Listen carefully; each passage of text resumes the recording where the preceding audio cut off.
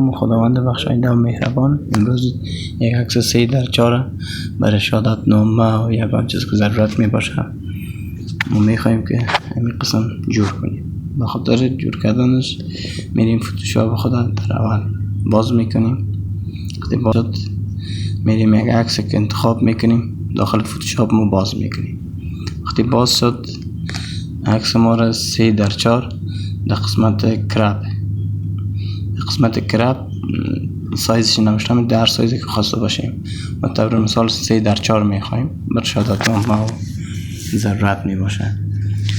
3x4 انتخاب میکنیم. بعد 3x4 که انتخاب کردیم سایزش دقیق نوشته میکنیم. بر شما زوم کنم که 3x4 اونجا که نوشته کردیم بر شما معلوم شود.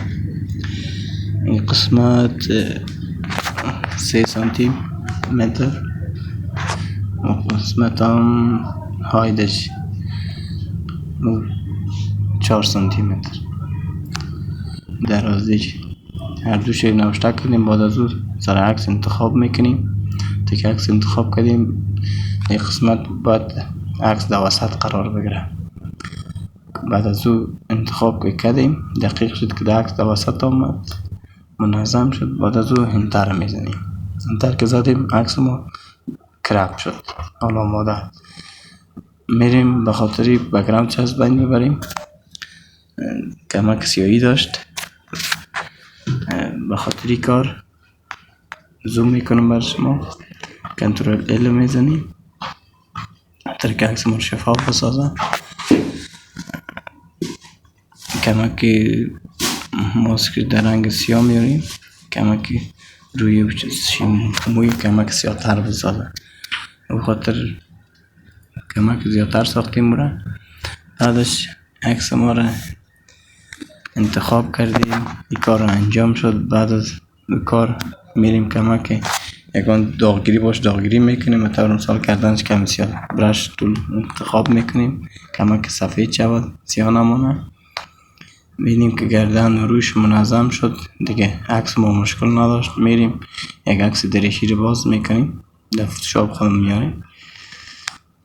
وقتی انتخاب کردیم دریشیش بزرگ میسازیم میایم مچ میکنیم در عکس ما. وقتی عکس انتخاب کردیم و دریشی رو کمک بالا میبریم خود میسازیم بسیار کم کمک بالا باز کمک روتیت میکنیم این چرخش میتیم. که در قسمت گلونش هم رنگ پیرانش مانده از بک‌گراند قدیمیش این بعد معلومش نی. با تو را مزمین بریم حالا اجستش میکنیم. خب دقیق اجست کردیم بخاطر کار که چه قسم مزمین ببریم این قسمت بک‌گراند قدیمی از سابقشه. بخاطر کار در قسمت فیلتر میریم یک شیفت کنترل ایکس هم که فشار بدیم اتومات میاد. این کمک پایین کش میکنیم توسط این برش ما طرف پایین کش کردیم. خودم گوشت تو دیدی دوستا.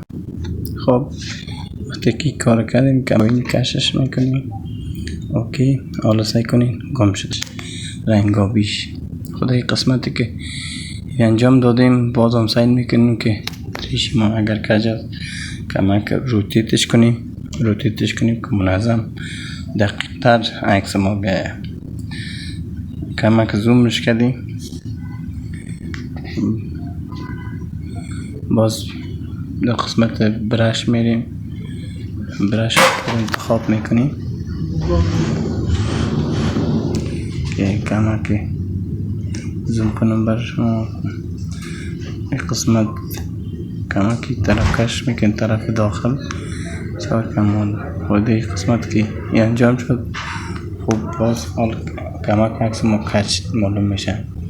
باز هم میره کمک روتیتش میکنیم عکس ما را بعد از اون تعیین میکنیم. خب زومش کردیم در گردن چسبیده می دریشی که آوردیم. بعد از رنگش سیاه کردیم. هر رنگ خواسته باشین میتونیم که از تغییرات هم بیاریم. رنگ آبی سر این قسمت طول سمو بالا که عکس ما کالک می باشن. رنگاش از تغییرات میاریم. بعد از یک قسمتی که تمام شد لیر رو همچی ما رو عکس رو یا دوش یک جای میکنیم. قبلا لیر و عکس جدا بود دریشی، حالا یک جایش کردیم عکس ما دیگه مشکل نداره. اگر مشکل داشت باز هم دقیق سرش کار میکنیم. حالا میریم در قسمت فیلتر. بعد شما زوم کنم، در زوم که رفتیم کما که قسمت های موی عکس ما بریده معلوم میشه. ایران باید از بین ببریم. میریم برش خود انتخاب میکنیم، قسمت ها را کما که سایزش خورد میسازیم.